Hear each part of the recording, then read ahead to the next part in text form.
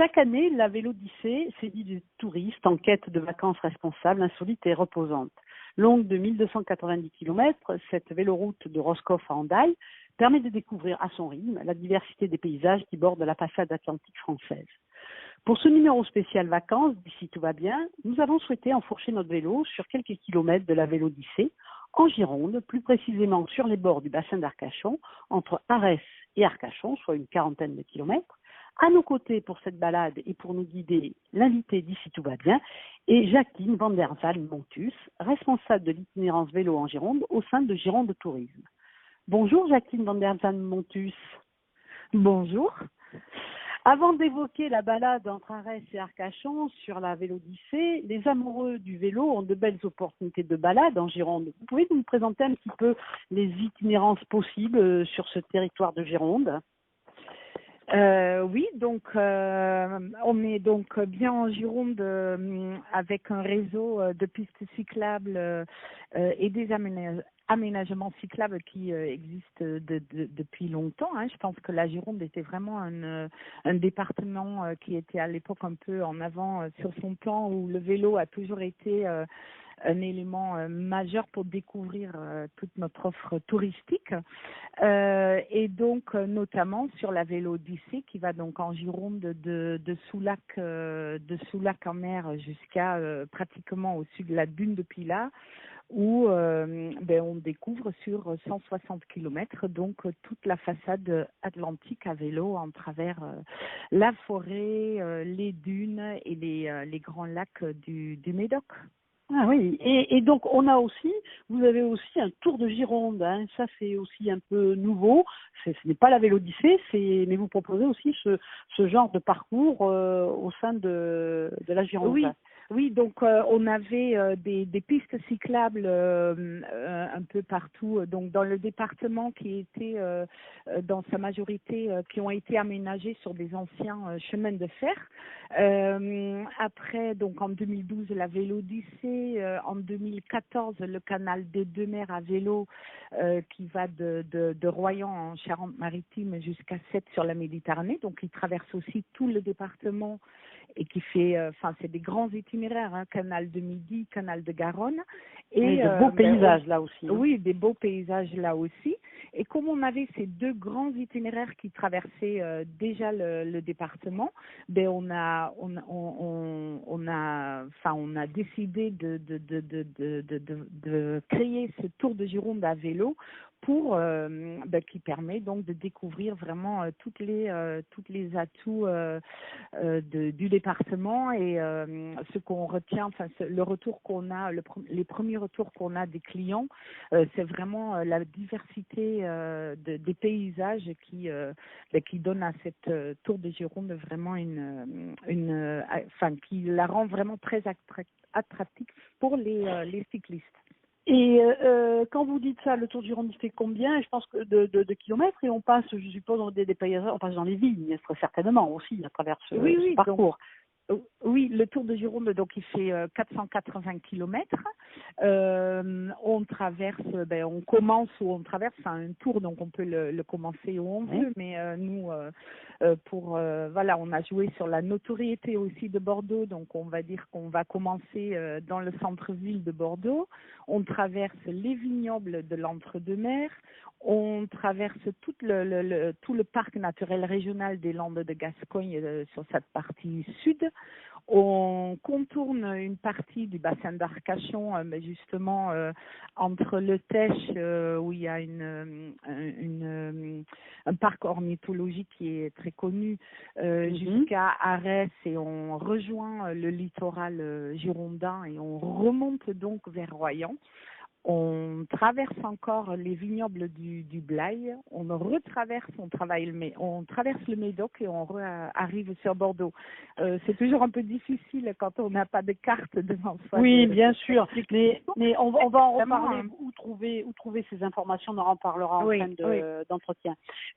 Donc, quand on fait cette balade, après on parlera de ce qui nous amène vers vous, quand on fait cette balade autour de la Gironde, on a des points relais pour dormir, pour s'arrêter. Oui, donc on a depuis 2012, il y a une label nationale qui s'appelle Accueil Vélo. Hein, qu'on trouve donc la typicité, c'est que c'est des hébergements, des loueurs de vélos, des sites touristiques, même des restaurants qui sont des offices de tourisme qui sont donc à moins de 5 kilomètres d'un itinéraire cyclable. Et nous, le Gironde de Tourisme, on déploie cette marque sur tout le département et on est aujourd'hui à peu près 120 prestataires accueil vélo en Gironde. Bon, alors une belle balade pour faire ce tour de Gironde, des accueils, tout pour être en sécurité donc sur cet espace que l'on peut faire bien sûr en famille. Oui, on peut le faire en famille, avec justement comme la plupart de nos aménagements est sur des pistes cyclables, ça veut dire qu'il n'y a pas de voiture, on roule en toute sécurité. D'accord. Ça s'adapte plus particulièrement à une clientèle familiale et aussi voilà, souvent il y a on peut faire une balade en famille aussi et puis s'arrêter, voilà. Oui. Dites, Jacqueline, on va revenir à la Vélodyssée qui sillonne donc une portion de la Gironde et à cette portion plus particulière entre Arès et Arcachon que l'on peut faire on va dire en quelques heures, passer une quarantaine de kilomètres. Vous pouvez nous présenter cette balade? Oui, donc là on est vraiment sur à proximité du bassin d'Arcachon. Vraiment la richesse de cette partie du bassin d'Arcachon, c'est les ports ostréicoles et aussi les espaces naturels que vraiment j'invite tout type de clientèle à découvrir.